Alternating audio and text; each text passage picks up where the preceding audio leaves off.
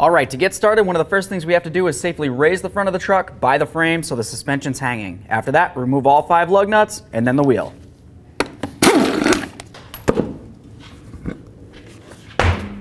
All right, now that the wheel's off, we have a nice clear view of our tie rod ends and our adjusting sleeve. The next thing we need to do is go ahead and loosen up these nuts so that way there we can loosen this adjustment sleeve. Just going to come under here, hold that bolt head. Now the next thing I like to do before I make any adjustment would be, of course, to measure the overall length from the end of one tie rod end, the inner tie rod end, all the way to the end of the outer tie rod end. Take a quick note of that on a piece of paper and then we'll continue. So now that we have it measured, let's continue on by putting a generous amount of penetrant inside of this slotted area here. That way there it can make its way to the threaded area. Once we've done that, let's use some nice long pliers and just work this back and forth to help work in the penetrant. The next thing we're going to do is come right down here to the outer tie rod end.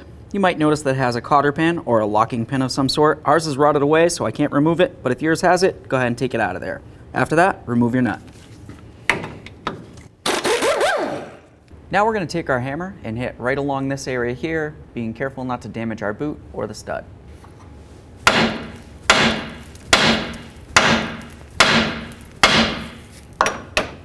Now the next thing we want to do is pay attention to this slotted area here. We're going to continue spinning this clockwise, and we're going to count how many times this comes around. That was 1. Let's continue until it comes apart.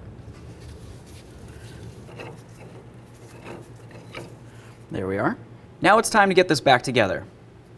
Something that I want to mention real quick is it's a good idea to use a little bit of copper never seize inside on the threaded area of your sleeve.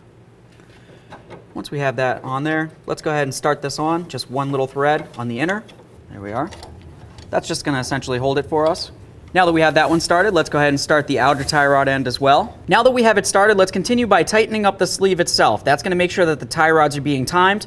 As we continue tightening this, let's count the amount of turns that this makes. That way there we can match it up to when we're removing it. Something else that I want to mention real quick is on the sleeve, you have that grooved area. Something to pay attention to with that is if it's possible, you want to have the grooved area facing either down or either towards the back a little bit. Either way, if you can make it so it's not facing up along the top, that would be best. That way there the least amount of stuff makes its way inside. Something else to mention is on these clamps right here, you want to make sure that you don't have the opening of the clamp lined up with the slot on the sleeve itself. So if it's off just by a little bit like this, that's going to be fine.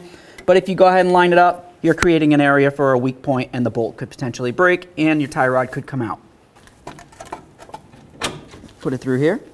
We'll start on our nut, snug it up, and then we'll torque it to 35 foot-pounds.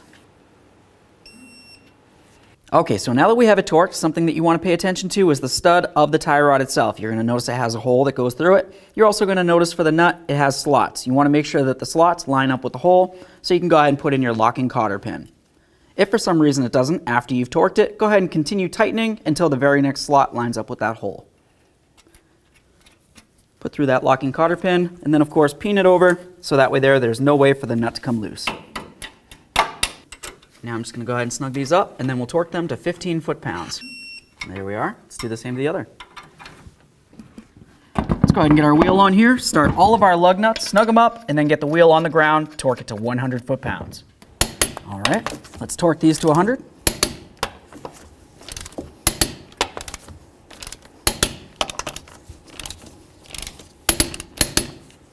Torqued.